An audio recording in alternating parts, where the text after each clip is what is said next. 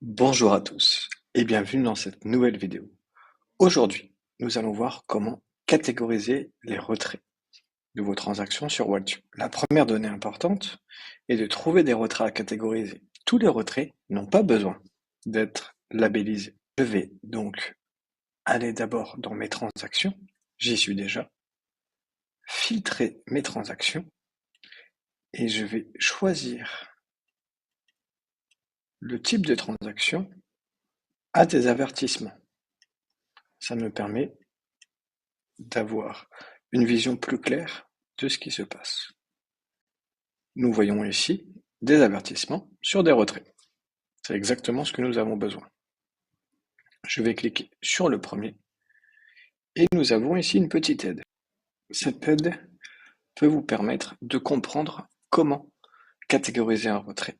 Je vais cliquer sur retrait à catégoriser et nous avons un article de notre FAQ qui apparaît avec les informations nécessaires pour catégoriser un retrait. La plus importante, et celle dont il faut faire le plus attention, c'est le paiement.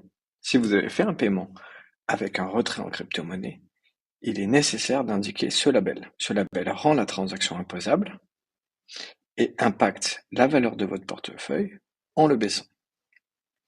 Les autres labels nécessaires sont la mise en stacking et la mise en collatéral. Ça se passe généralement sur des transactions en DeFi où vous mettez par exemple un Ether en collatéral pour récupérer d'autres jetons. Et il faudra donc labelliser ce retrait avec un des deux labels associés.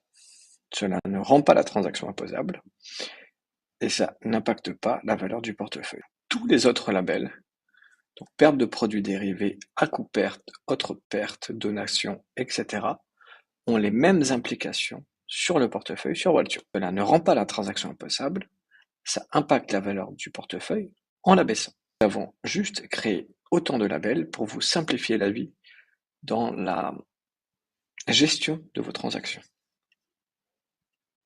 Je ferme mes fenêtres et nous allons catégoriser ce retrait. On va considérer ici que c'est un paiement.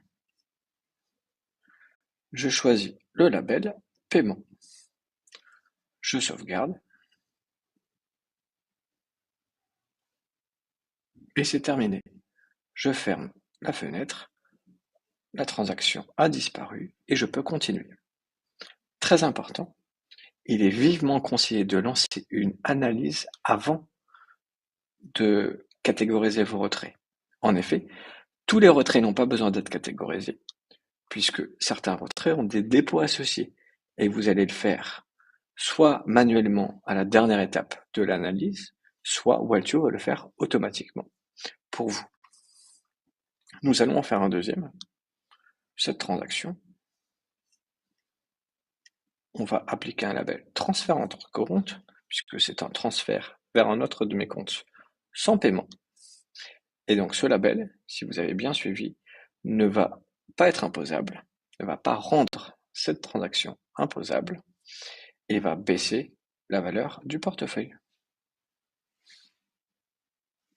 Et voilà, un deuxième retrait est labellisé. Vous pouvez également catégoriser plusieurs retraits à la fois. Il suffit de cliquer sur tous les retraits que vous voulez labelliser. Une nouvelle barre apparaît et vous pouvez cliquer sur le label concerné. Dans notre cas, je vais cliquer sur transfert entre comptes. Et voilà, les trois labels ont été appliqués. Il est maintenant nécessaire de continuer sur tous les retraits avec avertissement, puis de lancer une nouvelle analyse. Et voilà, vos retraits sont tous catégorisés. Merci beaucoup d'avoir suivi cette vidéo.